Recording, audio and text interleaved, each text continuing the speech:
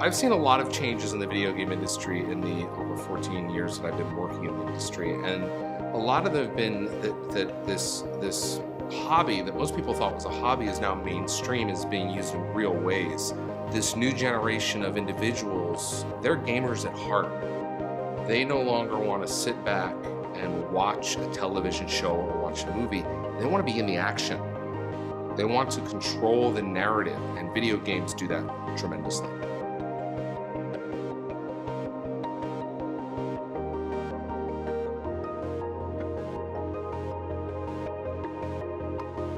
Players have changed and progressed a lot over the years. You know, this used to be an industry that was fairly reserved for white males. Now it's broadened because now games are available on mobile devices, on computers, and everything in the world now has a game on it. I used to play games growing up, and I felt like I couldn't really talk about them with anyone else because not many other people played them. And if they did, it was sort of a certain section of boys. Whereas now, when I look at the students I teach, a lot of them play games on their mobile phones. So they might not consider themselves gamers, but they're playing games. And I don't think there's as much of a stigma around being a gamer as a teenager or a young adult. You're not seen as, I guess, this small subculture. It is bigger and bigger.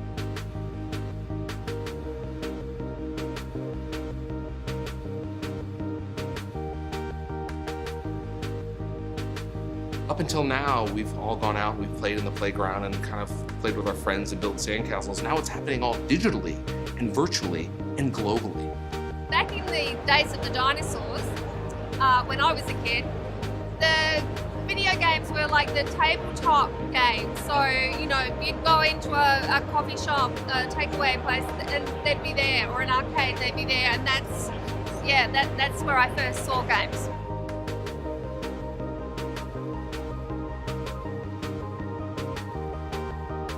Making games, and once you're into making games and you get into creating art, you get into coding, you get into creating stories, and so I think it has the potential to move beyond just the playing into the making.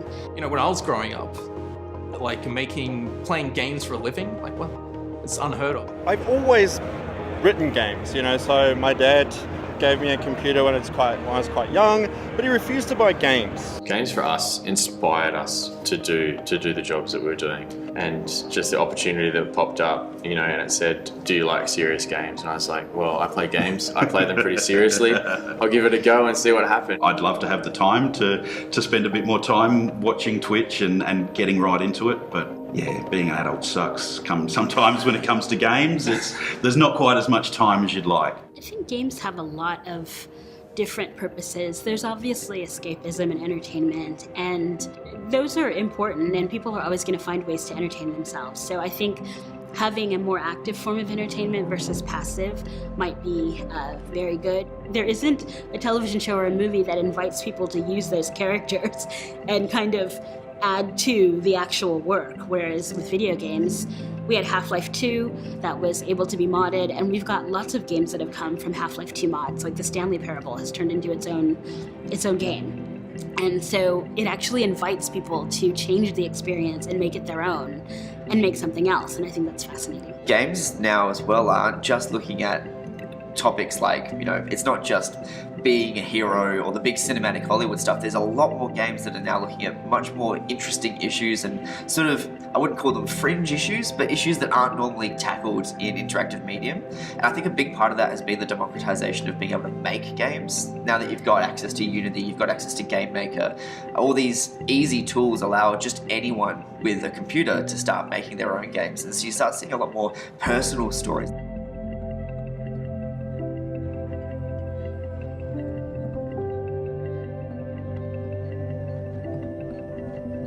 Really, in terms of progress, what I see is just that infiltration into communities. So, you know, the fact that I'm seeing my mum play Pokemon Go with my 6-year-old nephew is a really kind of great indication of exactly where games are going. There's something for everyone. Imagine a world where certainly a classroom can play Minecraft together, but now a world where they can put HoloLenses on together and work in the real world but in the virtual space. VR is another huge place where serious games are going to be used on a massive scale, and the games industry itself is in a prime position to take full advantage of that.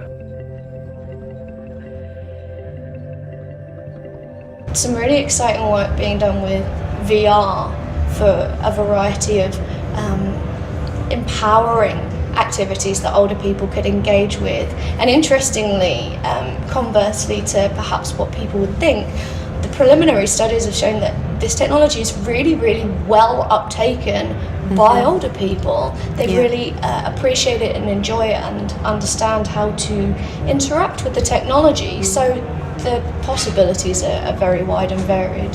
Well, that younger generation are just something that exists. It's not something new, it's part of their upbringing.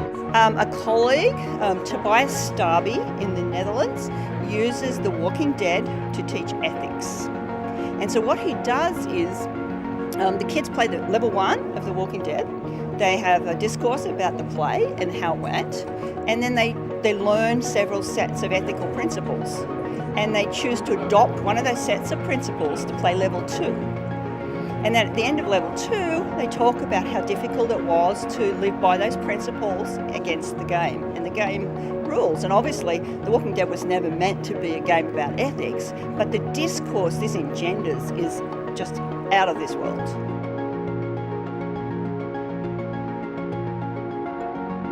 Certainly hand-eye coordination is a huge one, and I've noticed it particularly with Liam, that he's just developed really rapidly. He's able to use all sorts of technology, really easy and make it look very simple. He's quite the digital native, unlike my generation. We have VR now, but it's still the same great medium. It can do anything. It's been my passion since my earliest passion that I can remember in my entire life. Like, it's the first memory I have of anything was playing a video game. 1979 was when I was first published, and I think what I've seen is an amazing amount of change, but it's the same. I think in the 70s and 80s, there were just as many people playing games. They were just doing it at pubs and arcades. Now it's become more of a personal thing.